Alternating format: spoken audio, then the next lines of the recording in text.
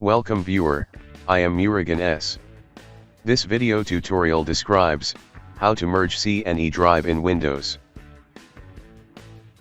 Type Format Hard Disk in Windows search bar, click Create and Format Hard Disk.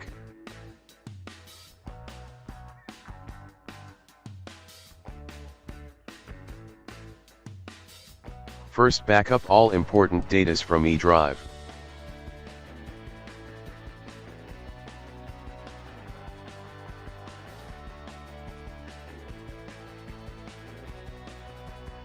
Right-click E drive, click Delete Volume, click Yes.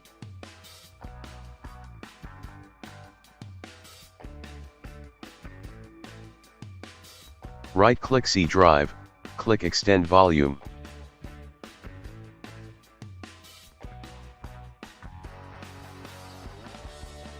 Select all unallocated space, click Next.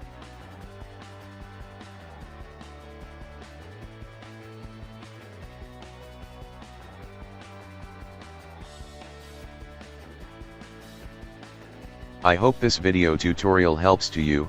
Please like, share and don't forget to subscribe my channel.